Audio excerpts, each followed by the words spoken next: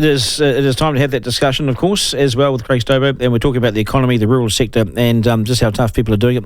But it's not with Michael Laws, it's with me, Duncan Garner, as I stand in for Michael for another day. And I'm really enjoying it. Thanks for your call so far, and thanks for your support, Craig. G'day, welcome to the program. Thank you, Duncan. Good morning to you. Good to have you on. We've talked about the rural economy for most of the morning. People have been really honest and really blunt that the costs are now exceeding the income, and how much longer can people, last doing it like that? Seems that it really has hit a tipping point, hasn't it?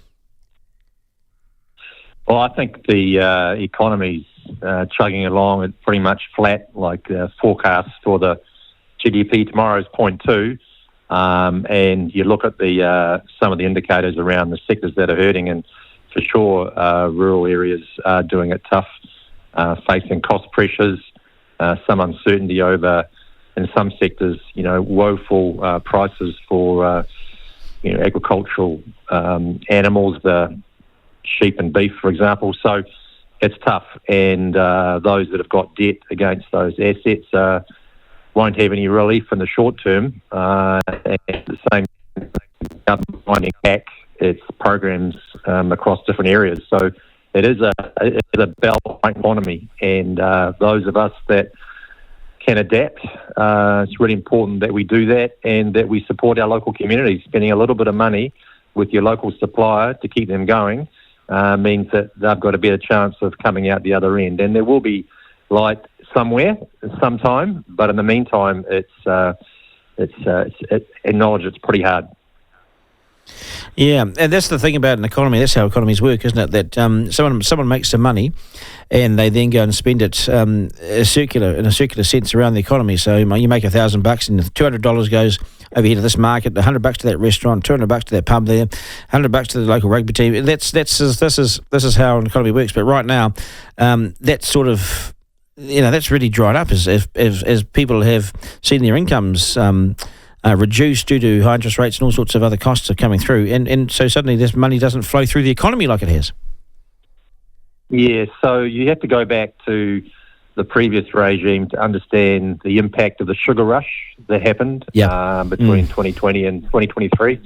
And that may have unrealistically set expectations around how the economy could perform, and they would be unrealistic expectations in hindsight when you think about it. When inflation rose to over 7% based on both foreign and domestic factors, you might remember when the borders were closed, you couldn't get any workers. So what happened to wages? Wages rose very strongly because people were bidding for scarce workers in the economy to come and help keep their businesses open.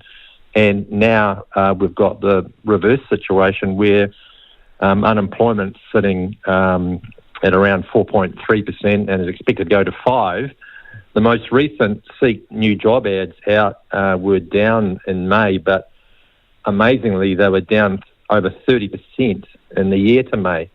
So people aren't even advertising for workers. This is within 3 years when we couldn't get any workers and we're paying 10, 12% bonuses to try and get people to come and work for you because you're competing with a limited labour pool. Suddenly the economy's open, migrants are coming back into the country, and the production side of the economy is just weaker, so people don't want any workers, so there's more job ads. How does that happen within 3 years? Well, it's a change in policy, isn't it? The sectors that were job ads were indicating stress were construction, design and engineering, but the good news in those ads was the increase in demand for workers, wait for it, mining, resources and energy, and the West Coast and Taranaki. Go the region. So, I'm sure if you've got callers from the West Coast or the Naki who can ring in and tell you how things are going and say, look, we need workers in these areas, come and help us. If you've got the ability to be able to move, if you're agile, if you can adapt, hey, just in the short term, mightn't be a bad strategy, rather than going to Australia. Yeah, that's a good point, actually. Yeah, just jump around the industries and see what's available. Does the Shane Jones Regional Investment Fund, and I know that had a bit of an impact last time, it's much smaller this time, but does that sort of thing, can that keep people in New Zealand, can that keep people in the regions, that sort of thing? I have a pretty strong view that we're all better off if we work with each other rather than relying on government largesse, because as we've found out in the last 4 years, sometimes the punch bowl's taken away and you're still drunk, but things aren't too good, right?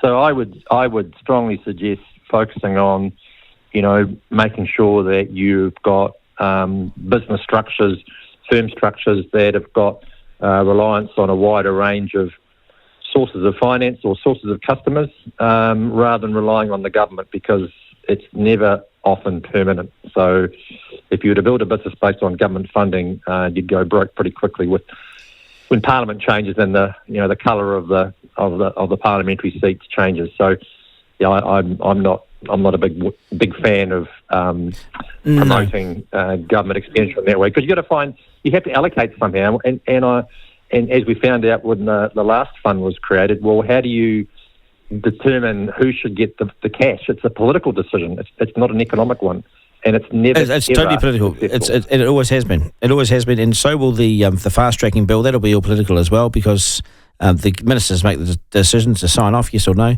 So it's all. That's what budgets are. Priorities. It's about governments having their priorities, their pet projects, isn't it? Well, they're effectively trying to redistribute wealth from the private sector to transfer it to people that they identify in the short term as, willing voters. So it is a political process. Some ministers take a longer term view, which is helpful, that the economy needs to be restructured to get back on its feet, that you can't keep borrowing to fund government expenditure to scatter lollies like a birthday party around the electorate. It never, ever succeeds in the long term. We just did it again. This government, we critical of both sides. We just did it. We just borrowed $13 billion to give $14 billion worth of tax cuts. It's ludicrous. Yes, 12 billion. Yeah, exactly. So no, you're right. The operating balance was up slightly at $3.2 billion, better than it would have been if they hadn't made changes. But at the end of the day, we're adding to the debt pile another $12 billion. Absolutely. And that has to be paid back. So we're not back to even 40% debt to GDP. We're still hovering around 41, 42, 43%. And unfortunately, it's the current and next generations that are going to pay that debt back. Yeah, and that's high interest rates, you see, and it puts pressure on interest rates. And I look at this national government, and I know that people are relieved it's not the previous government, and so change of colour and burst out the front can make all the difference as well. But they still spent more than Labor did the year before. If you think Labor are a big spending government, then check out this one. It's spent more. That's just the nature of the beast, right? Having to cope with. Yeah, well, that's true. It's always the counterfactual is what would have happened otherwise, because they are making cuts, as you know, from changes to public services. Programs have been wound back. Ferry builds have been cancelled. So there's a lot of stopping going on, and the budget was designed to highlight that. They've put in place a promise they made at the election, the tax cuts, but at the same time they are winding back programs, and by the sound of things, that isn't going to change.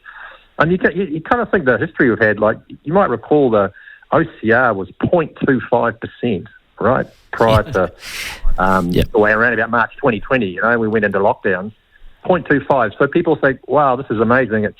It's free money. Let's go and borrow. It's basically free money. It is. Well, it's not free, is it? Because it's got to be paid back, and interest rates are variable. And now we're sitting at 5.5%, and a mortgage from a mainstream bank, say 1 year mortgage at 7.99 or 8%, and a floating rate mortgage at 8.5. When you're sitting at 2.5 and you have to renew at those much higher rates, you've got to multiply your outgoing.